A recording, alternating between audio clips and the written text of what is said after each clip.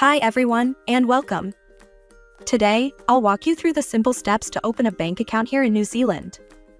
Whether you're new to the country or just getting started with your financial setup, this guide will help you understand what to do, what you'll need, and how the process works from start to finish. Let's begin. First, choose the bank that works best for you.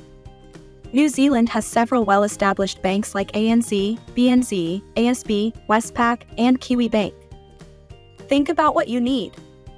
Do you want good mobile banking? Low fees? A student-friendly account?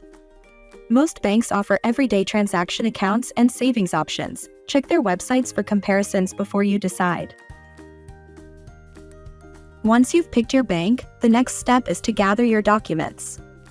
You'll need a valid passport, your visa if you're not a citizen or resident, and proof of your New Zealand address. This could be a utility bill, a tenancy agreement, or an official letter. Some banks might also ask for extras like a letter from Immigration NZ, or documents proving your job or student status. Have these ready to avoid delays. Now you're ready to apply. Most banks let you start your application online. It's quick and easy. But you might still need to visit a branch either to complete the process or to activate your account. Some banks, like BNZ, have a hybrid system. You apply online and confirm your identity in person. Make sure to check what your chosen bank requires. Identity verification is a must. If you have a RealMe account, that's the New Zealand digital ID system. Some banks accept it for online verification. Otherwise, you'll need to go into a branch. Bring your passport and your proof of address. The staff will check your documents and confirm your identity before the account can be opened. Some banks require an initial deposit to open your account. This could be a small amount like $10 or $50.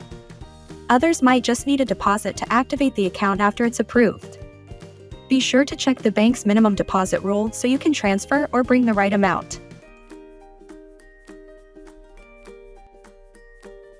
Final step is activation. If you started online, your account is usually activated after your identity is verified and you've made your first deposit. Once activated, you'll receive your debit card, and from there, you can use online banking, pay bills, transfer money, and more. That's it, you're now fully set up to bank in New Zealand. We are Aotearoa Academy. Check out our others videos and follow us on social media to stay connected.